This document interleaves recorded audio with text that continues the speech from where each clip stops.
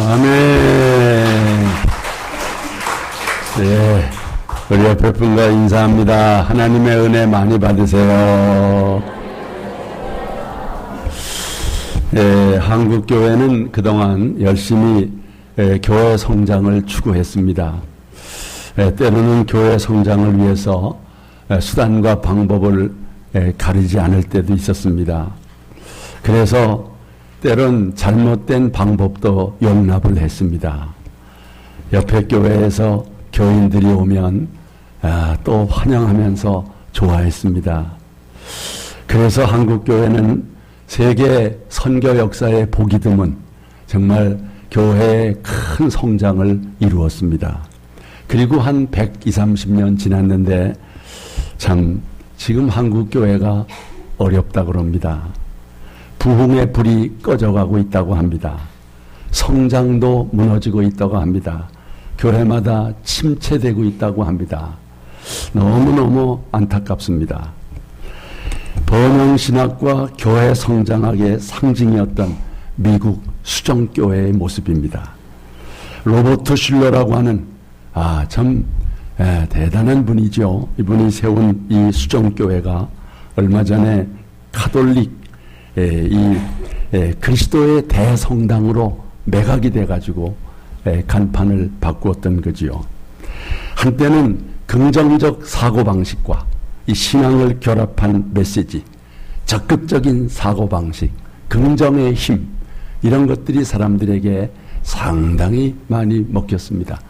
그래서 큰 교회를 이루었지만은 그러나 끝내 이런 모습으로 좌초됐습니다. 긍정적 사고방식도 중요하겠지만 그보다도 정말 심령의 변화, 아마 이런 것에 좀 문제가 있지 않았나. 우리가 진정 원하는 부흥은 어떤 부흥인가? 여러분, 그것은 물론 영적 부흥입니다. 그리고 그 뒤로 따라오는 양적 성장이지요.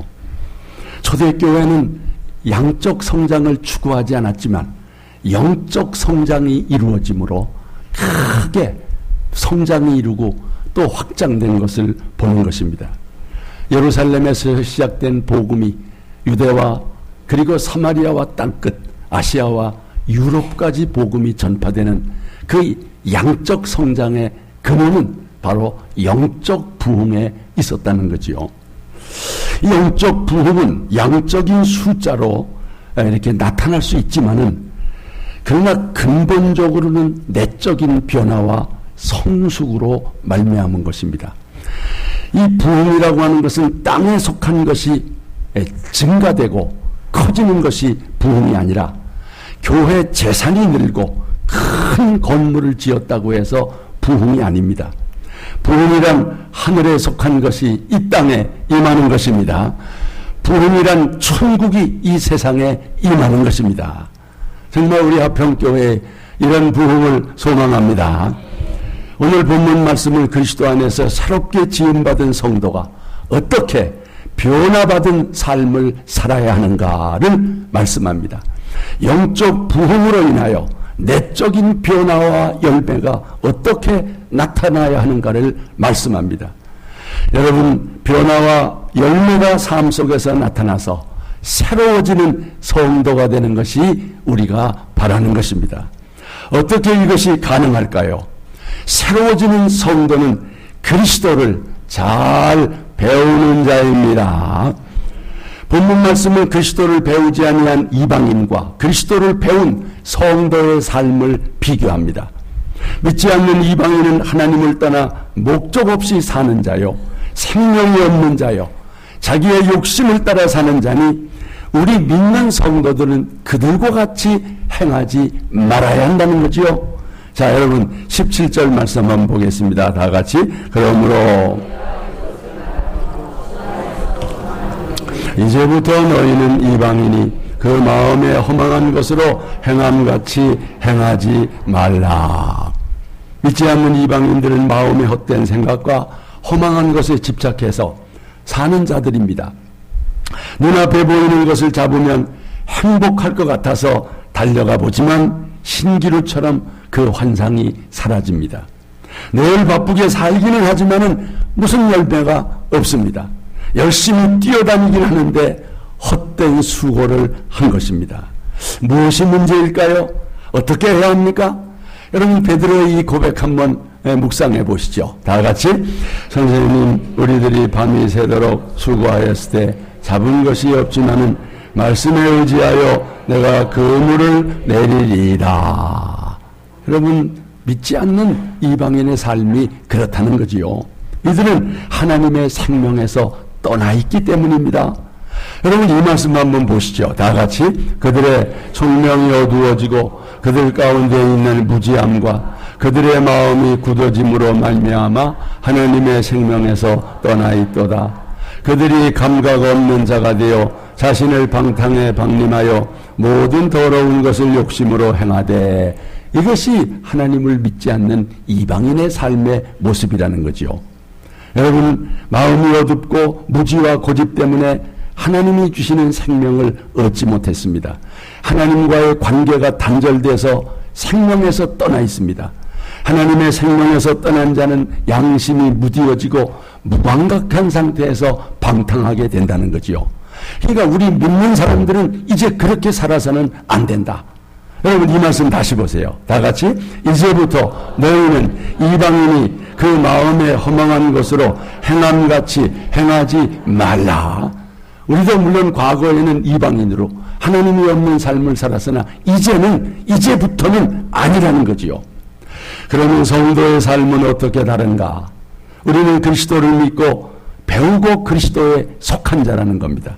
그런데 에베소 교인들은 아직도 그리스도를 잘 배우지 않았다는 거지요. 여러분, 이 말씀 보세요. 다 같이. 오직 너희는 그리스도를 그같이 배우지 아니하였느니라. 진리가 예수 안에 있는 것 같이 너희가 참으로 그에게서 듣고 또한 그 안에서 가르침을 받았을진데 그런 생활은 안 할 것이라는 거지요. 그래서 교회 성도들은 그리스도를 바로 배우지 않았던 것입니다. 그들이 예수님에 대해서 듣고 배우고 진리대로 바로 가르침을 받았다면 그렇게 행할 수는 없다는 것입니다.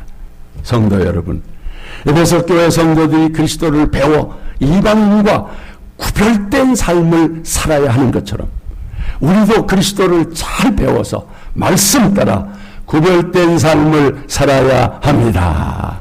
그렇게 살기를 축복합니다. 그리스도를 배운다는 것은 그리스도에 대한 지식이 아니라 그리스도를 닮아가는 것입니다. 이 변화는 그리스도를 배우고 성령이 역사할 때 일어나는 것입니다. 이 변화와 열매가 있기를 축원합니다. 이제 그리스도를 배운 자에게 두 가지가 일어나는데, 첫째는 더러운 것을 벗어버리게 된다는 것, 둘째는 새로운 옷으로 갈아입는다는 것. 그렇습니다, 여러분. 새로워지는 성도는 옛사람을 벗어버립니다. 우리 22절 말씀 다시 읽습니다. 다 같이. 너희는 유혹의 욕심을 따라 썩어져가는 구습을 따르는 옛사람을 벗어버리고. 사도 바울은 에베소 교회 성도들에게 단호히 말합니다. 여러분이 정말 예수님에 대해서 듣고 그분의 진리대로 가르침을 받았습니까? 그렇다면 옛날 생활 방식, 곧 거짓된 욕망으로 부패해가는 옛사람을 벗어버려야 합니다. 말로만 믿는다고 하면서 옛날 생활을 그대로 답습하면 안 됩니다. 성도 여러분, 여러분은 어떠십니까? 예수 믿고 달라지셨습니까? 예수 모르고 이방인으로 살던 때와 뭐가 달라졌습니까? 정말 구습을 쫓는 옛사람을 벗어버렸습니까? 방탕의 옷, 교만과 독선과 이기심의 옷을 벗어버렸습니까? 옛사람의 겉옷을 버리고 지금 예수님을 따르고 있습니까? 여러분, 마가복음 10장 46절에 보면 소경이여 거지인 바디메오가 길가에 앉았다가 예수님이 지나간다는 말을 듣고 다윗의 후손 예수님, 저를 불쌍히 여겨 주옵소서라고 외칩니다. 그때 많은 사람들이 그를 꾸짖으면서 조용히 하라고 했습니다. 그러나 그는 더욱 큰 소리로 외쳤습니다. 마침내 예수님께서 가시던 발걸음을 멈추고 그를 불러오라고 말씀하십니다. 그때 소경이 어떻게 했습니까? 여러분 이 말씀 보세요. 다 같이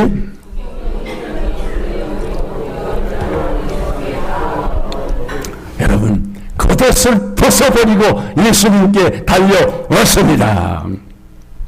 우리도 예수님의 부르심을 받았다면 유혹의 욕심을 따라 썩어가던 구습을 쫓는 옛사람을 벗어버려야 합니다. 여러분 오늘 교회의 문제가 무엇입니까? 오늘 예수 믿는 그리스도인의 문제가 뭡니까? 예수님을 따르면서도 여전히 유혹의 욕심을 따라 썩어져가는 구습을 쫓는 것입니다. 옛사람을 벗어버리지 못하고 예수님을 쫓고 있는 것입니다. 진정한 회개가 없는 것입니다. 예수 믿고 삶 속에서 변화와 개혁이 일어나지 않고 있는 것입니다. 그래서 세상 사람들에게 조롱을 받고 있는 것입니다. 일전에 제가 교회 앞마당에 가만히 서 있는데 어디서 갑자기 이상한 냄새가 나요. 여기가 무슨 냄새인가? 어디서 간장다리나? 보니까 무슨 썩은 간장 냄새가 나는 거예요. 둘러보니까 죄송하지만 노숙인 한 분이 그 옆을 지나가고 있더란 말이에요. 그 행색을 보니까 석 달 열흘은 아마 그냥 입고 싸고 그냥 그러신 것 같아요. 얼마나 참, 우리가 노숙인을 많이 우리가 교회에서는 서로 이렇게 상대했지만 난 그렇게 냄새나는 건 처음 봤습니다. 이야. 여러분, 우리 믿는 사람이요, 옛사람의 겉옷을 벗어버리지 않고 예수 믿는다고 다니면 세상 사람들이 이런 냄새를 맡으면 어쩌나. 우리는 그리스도를 나타내는 냄새입니다. 우리는 그리스도의 향기 아닙니까? 우리는 그리스도의 이 편지 아닙니까, 여러분? 누구든지 그리스도 안에 있으면 새로운 피조물입니다. 여러분 이 말씀 보십시오. 다 같이 누구든지 그리스도 안에 있으면 새로운 피조물이라. 이전 것은 지나갔으니 보라 새 것이 되었도다. 여러분의 고백이 되시기를 바랍니다. 정말 내 삶 속에서 이런 변화가 일어났다. 옛사람을 벗어버리고 나는 새로워진 성도가 되었다. 이렇게 고백할 수 있어야 하는 거예요. 그리고 새로워지는 성도, 어떻게 이게 이렇게 새로워질 수 있느냐?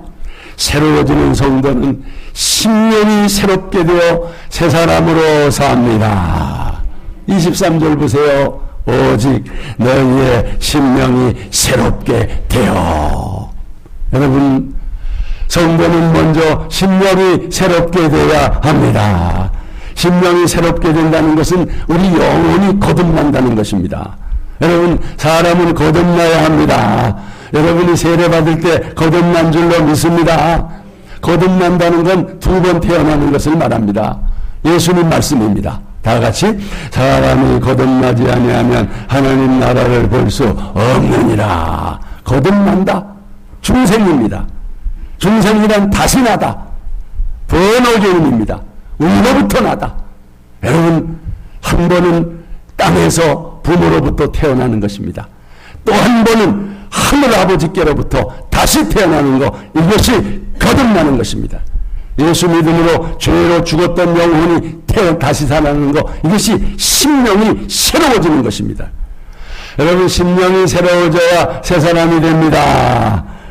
교회 다니는데 심령이 새로워지지 않으면 문제가 많습니다. 그런 분들이 직분을 받아서 하면 더 문제가 될 수가 있어요. 여러분, 어떤 사람이요, 돼지를 너무너무 사랑해서 집안에서 돼지를 키웠대요. 매일 목욕시키고요, 돼지 발톱도 깎아주고요, 그 다음 매니큐칠도 해줬대요. 얼굴에는 이것도 발라줬대요. 그러니까 돼지도 엄청 이쁘더라는 거예요. 아주 색동 옷을 입히고 같이 밥 먹고 같이 침대에서 잠도 자고요. 그러면서 생각하기를 돼지나 사람이나 별것나 다 똑같네. 돼지도 다 환경에 따라서 사람처럼 같이 살 수 있는 거야 하면서 아주 돼지 애호가가 됐대요. 그러면서 사는데 어느 날 문이 열렸습니다. 방문이 열리자마자 이 돼지가 눈이 뭔가 빛이 튀는 거야.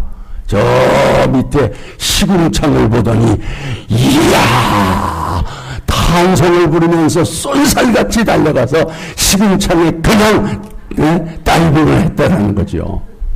얼마나 주인이 실망했는지요. 문제가 무엇입니까? 돼지의 겉이 바꿔줬다고 해서 다 된 게 아닙니다. 돼지의 마음이 변화되지 않은 거지요. 여러분, 우리가 예수 믿는다고 해서 뭐 종교인으로서 찬송도 부르고 예배도 부르고 직분도 받고 다 달라진 것 같지요. 그러나 심령이 새롭게 되지 아니하면 안 되는 것입니다. 여러분, 심령이 새로워져야 새 사람이 되는 것입니다. 여러분, 정말 심령이 새로워지기를 축복합니다. 심령이 새로워진 성도는 주님을 닮게 되고 하나님의 형상을 본받게 되는 거예요. 자, 이 말씀이죠. 다 같이 하나님을 따라 의와 진리의 거룩함으로 지으심을 받은 새 사람을 입으라. 달라지는 거예요. 새로워지는 성도의 모델은 예수 그리스도입니다. 작은 예수가 되는 거예요. 하나님의 형상을 회복하는 것입니다. 하나님의 형상을 따라서 의와 거룩함으로 새로운 사람이 되는 것입니다. 의라는 것은 올바른 삶의 태도요, 거룩함이란 하나님과의 관계에서의 성결한 삶이요, 새 사람이란 피부의 색깔이 변하고 옷이 바뀐 것이 아니라 영이 바뀌고 생각과 삶이 변화되는 것입니다. 여러분, 정말 우리가 그리스도를 잘 배우고 더러운 죄의 옷을 벗고 우리의 심령이 새로워져서 정말 하나님 앞에 사람 앞에 부끄러움이 없는 성결한 삶을 살기를 주의 이름으로 축원합니다. 끝으로 새로워진 성도만이 더 새로워지는 교회를 만든다는 거예요. 오늘날 교회가 손가락질을 받고 있다면 그것은 교인들의 문제입니다. 여러분, 새로워지는 성도라야 새로워진 교회를 만들 수 있는 것입니다. 우리 예수 믿는 사람들 한 사람 한 사람이 몸된 교회를 세우고 있기 때문입니다. 여러분, 교회가 따로 있는 거 아니잖아요. 우리 믿는 사람들이 모인 곳이 교회니까. 예. 어떤 분이 낯선 도시에 출장을 갔다가 때마침 주일이기에 예배 드릴 것을 찾았대요. 그러니 낯선 곳에서 뭐 어디가 무슨 참 좋은 교회가 있는지 알 수가 있어요. 때마침 길거리에서 교통정리하는 경찰이 있길래 찾아가서 여기 좋은 교회가 어디 있습니까? 물으니 그 경찰이 그냥 바로 저기로 한번 가보시라고. 그래, 그 교회를 찾아가서 예배를 드렸더니 세상에 아주 처음 방문한 교회였지만 그렇게 은혜로울 수가 없다는 거예요. 아주 예배도 너무너무 은혜롭고 말씀도 좋고, 그래서 기쁜 마음으로 다시 호텔로 돌아오는데 마침 경찰이 그대로 있더라는 거예요. 아니 선생님, 어떻게 그 교회가 그렇게 좋은 교회인 줄 아셨습니까? 예? 그랬더니 경찰하는 말이, 선생님, 저는 예수를 안 믿는 사람이라 어느 교회가 좋은 교회인지 뭔지 잘 모르지만 제가 이 근처에서 늘 이 교통정리를 하다 보니 그 교회에서 나오는 성도들의 얼굴이 항상 기쁘고 밝은 것을 보았습니다.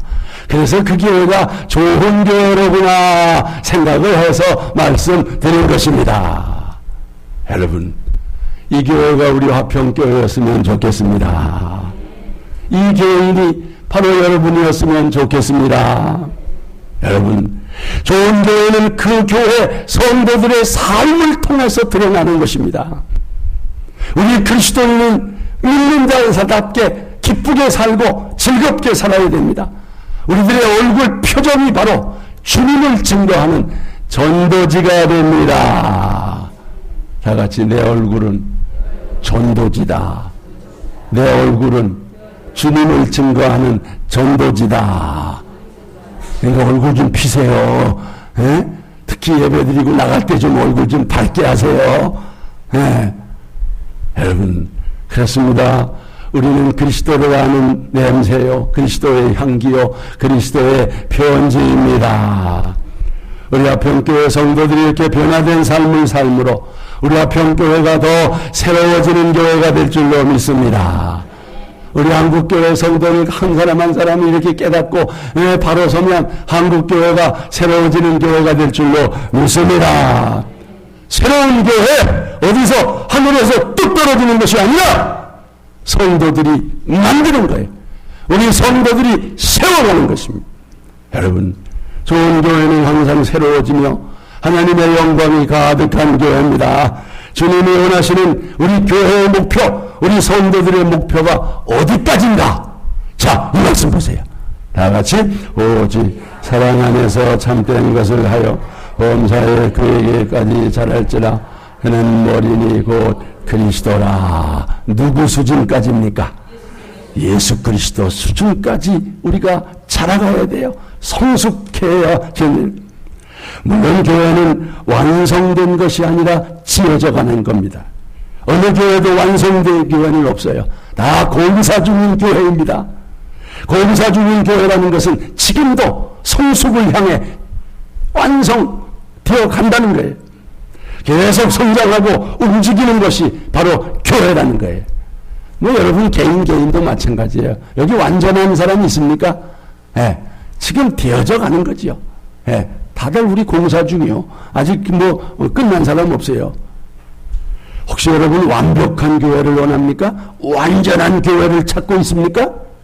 여러분, 그런 교회는 없습니다. 그런 교회는 없어요. 그렇게 완전한 교회를 찾는 사람이 대개 좀 교회를 판단하는 경향이 있어요. 이 교회는 안 되고 저 교회는 안 되고. 여러분, 교회는 완전하고 완벽한 것은 없습니다. 왜? 아니, 여기 교인들 보십시오. 아니, 여러분 자신을 돌아보세요. 우리 모두가 불완전한데, 우리 모두가 미숙하고 다 문제를 갖고 있는데, 아직도 구원받기 이전에 이방인의 모습으로 살아가고 있는데, 그런 습관을 가지고 있는데 어떻게 우리가 완전한 교회를 만들 수가 있느냐는 거예요. 여러분, 내가 변해야 교회가 변합니다. 내가 교회를 만드는 거예요. 우리 교회는 지금 새로운 목사님을 맞이하는 아주 중요한 시기에 있어요. 새로운 리더십에 대한 기대가 커요. 젊은 목사님 오시면 참 좋겠네. 그런 기대를 가져야죠. 여러분, 이런 기회에 교회가 부흥과 성장을 소망해야 합니다. 그런데 이때 우리 성도들이 가져야 할 중요한 태도가 있습니다. 여러분, 우리 마음을 하나로 묶고 우리 각자가 새로워지는 거예요. 여러분, 운동회 하면 맨 마지막에 하는 거 무슨 경기가 있습니까? 줄다리기 하는 거. 여러분, 줄다리기 한 판 하고 나면 그 다음날 어때요? 몸이 뻐근하고 그냥. 왜 그렇습니까? 온 힘을 다했기 때문이죠. 여러분, 부흥하는 교회는 이 성도들의 하나된 헌신이 필요합니다. 교회의 부흥과 성장은 이와 같은 성도들의 피와 땀으로 이루어지는 거예요. 부흥하는 교회는 하나됨의 일치가 있는 것입니다. 그리스도의 사랑 안에서 다양한 것들이 하나 되을 때 우리 화평교회가 더 건강한 교회로, 부흥하는 교회로 세워질 줄로 믿습니다. 이 말씀 보세요. 다 같이. 그러면서 온 몸이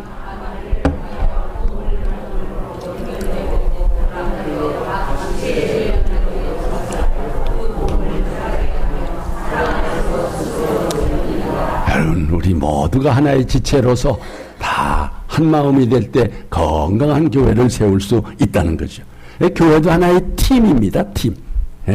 축구팀, 야구팀 있는 것처럼. 운동 경기에 출전한 팀은 감독과 선수들의 위치와 역할이 각각 다르지요. 각각의 역할을 맡은 사람들이 각자 맡은 일들을 제대로 감당할 때 그 팀이 승리하게 되는 것입니다. 저와 여러분은 화평교회라는 한 팀에 소속된 그런 사람들이에요. 감독이 제 아무리 실력이 있어도 혼자서 경기를 승리로 이끌 수는 없습니다. 마찬가지로 목회자가 아무리 능력이 있고 탁월한 실력이 있어도 혼자서는 다 할 수가 없어요. 목회자가 아무리 설교를 잘해도 혼자서 교회를 부흥시킬 수 없어요. 우리 성도들 개개인이 아무리 뛰어난 자질을 가지고 있다 해도 목회자에게 문제가 있다면 또 교회는 부흥할 수 없습니다. 목회자와 성도들 상호간에 협력하게 될 때 부흥을 보며 영적 전쟁에서 승리하게 될 것입니다.